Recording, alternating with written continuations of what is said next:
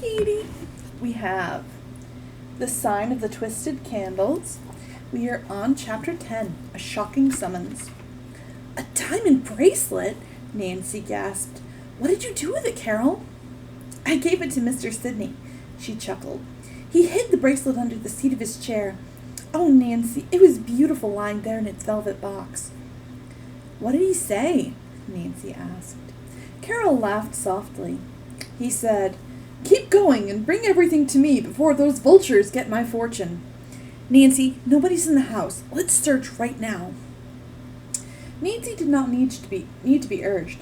First they scoured the master bedroom where the bracelet had been cached. So like a cache is like a little hidden storage area. So like they hid some stuff in there. Neither the walls, floor, nor closet yielded any clue to where there might be a camouflage safe or other kind of hiding place. Next, the bed, wardrobe, and other pieces of furniture were searched. They revealed nothing. Let's try another room, Carol urged. Nancy glanced at her watch. It's 4:00. By any chance, did Mrs. Jemmett ask you to prepare food for dinner, like putting a roast in the oven? Carol clapped a hand over her mouth. Oh my goodness! I was supposed to put a leg of lamb in the stove. Nancy chuckled. Then you'd better go do it quickly, if Mrs. Jemmett returns and finds you haven't done it. Carol fairly flew from the room and down the stairs. Nancy continued the search alone. She walked into what had been an adjoining dressing room. As she gazed around, her eyes were attracted to an ornate wooden panel directly above the mirror of a walnut dressing table. At first glance, one might mistake the small square as part of the furniture below it. At once, Nancy noticed two unusual features about the panel, which she suspected might be a door. It had no visible way to open it, and a series of connecting loops was carved on its face. On a hunch, Nancy bent over so she could view the pattern sideways. I'm right, she thought. It is a twisted candle. Something must be hidden behind there. But how do I open that door? Nancy gazed at it for fully a minute. Then she concluded that if a particular spot on the door were pushed, it might release the hidden lock. Not wishing to be disturbed, and fearful the Jemmets might rush in, Nancy went into the bedroom and turned the key in the door to the hall.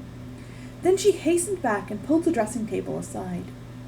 Oh, I hope I can get this open! Nancy was breathing excitedly now. Inch by inch, she pressed a thumb over the entire surface. Nothing happened. It's tricky, she thought. Next, Nancy tried both thumbs, experimenting with various combinations. Still nothing happened. I'm sure I'm not wrong, she murmured. Suddenly she smiled. The candle, of course. That's the clue. This time she ran a finger over the whole design and finally felt a slight protrusion on one of the swirls. She pushed it hard, and the panel with the carved candle dropped into her hand. At the rear of the opening was a hatch. Quickly she lifted it, and a door swung open. To her surprise, a music box inside began to play. Now she could see that it was a highly ornate and, she guessed, priceless old piece. Dainty dancing figures moved around the top. Nancy was about to lift the music box from its hiding place when there was a knock on the door. Instantly she replaced everything and hurried to open it. Carol stood there. She whispered, They're home. You better scoot. You're right. Listen, Carol, tell Mr. Sidney I found a gorgeous music box but didn't have time to take it to him. How marvelous! It'll make him very happy. The two girls rushed down the stairs. Carol ran to the kitchen while Nancy dashed out the front door. No one was in sight, and she drove off quickly. It was not until she reached home that Nancy recalled Bess's rebuff. So Bess, turning her away. Despite the exciting story she had to tell at dinner about her afternoon search, the diamond bracelet, and the music box, the young sleuth became glum and did not eat much. What's happened to your appetite? Hannah Gruen asked her. Nothing. Mr. Drew regarded her thoughtfully. Now then, partner, he said, rising from the table and putting an arm about his daughter's shoulders. Out with it! Something's bothering you. Oh dear, you always know, don't you? Nancy said with a pensive smile.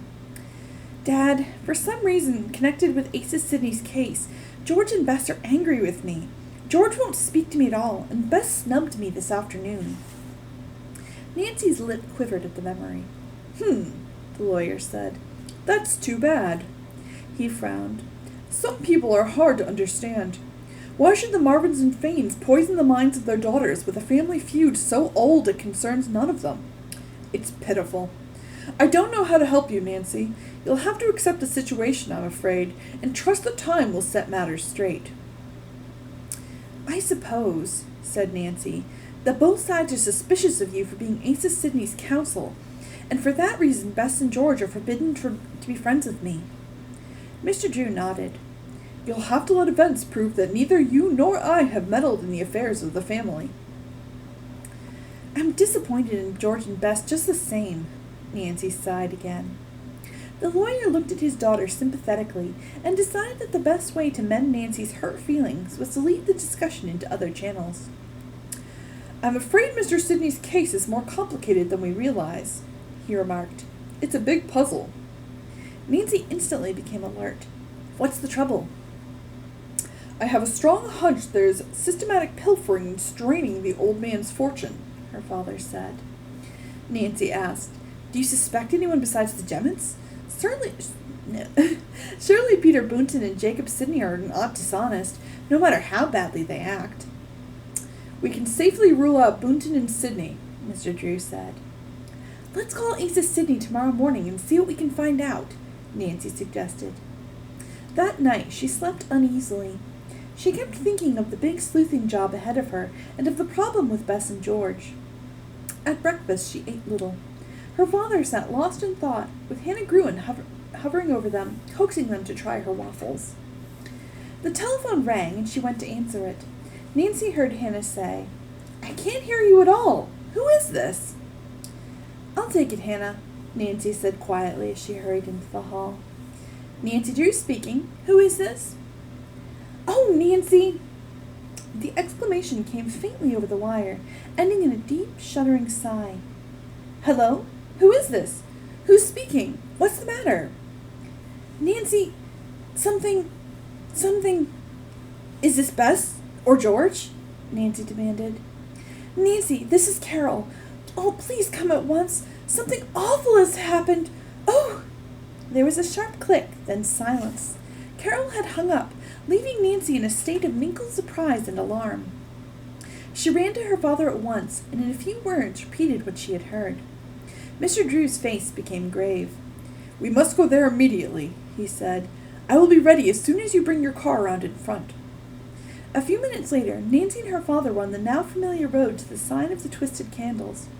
Few words were exchanged between them, for their minds were intent on the mysterious and urgent summons from Carol. What could have happened? Nancy thought of a dozen answers. Perhaps Mrs. Jemmett had not kept her promise and had done something cruel to Carol. Perhaps Peter and Jacob had met again and had joined in a pitched battle. At last, the tower of the old mansion could be seen above the trees, and a minute later Nancy steered into the sweeping driveway. "Oh!" she gasped, applying the brakes. An undertaker's long black car was just driving away. Someone was dead. Nancy did not wait for her father, but ran into the house. She halted at the sight of Carol's huddled form on the bottom step of the big staircase, her head on her knees, her thin shoulders shaking with sobs. "Carol!" Nancy cried, sitting down beside the girl and clasping her hands. "Tell me what happened." Mr. Sidney," Carol said. "He died during the night. I found him. I thought he was asleep when I brought up his breakfast this morning." As Mr. Drew walked into the hall, Nancy stated somberly, "Mr. Sidney is dead." Too bad, he said with a shake of his head. "I'm sorry. It's true that he lived far, far longer than most persons do, and his life was not a happy one. If only he had lasted a little longer until certain matters could be straightened out, what trouble could have been averted?" "Why, Dad, what do you mean?" Nancy asked. "I mean the bickering relatives will now gather and begin to fight over the estate. Then there are other people who probably have already removed some of his property, reducing the value of the estate." At this juncture, Frank Jemmett appeared with a long face. Mr. Sidney has gone to his just reward, the innkeeper intoned. I shall stay here as executor and take charge, Mr. Drew replied simply. Who asked you to butt in? Gemmet snapped, dropping his pretense of sorrow. There's nothing to be done. Emma and I have made arrangements for the funeral, and will even pay for it out of our own pockets. That won't be necessary, the lawyer told him. Nancy noted that Asa Sidney's death seemed to have added to Gemmet's courage and offensiveness. Mr. Drew regarded the man keenly. Determined to assume charge of the late Asa Sidney's personal effects, he said evenly. Your services will not be needed here much longer, Mr. Gemmet. You are free to make other plans and leave any time after the funeral. Is that so? Well, we'll see about that, Gemmet snapped. Uh-oh.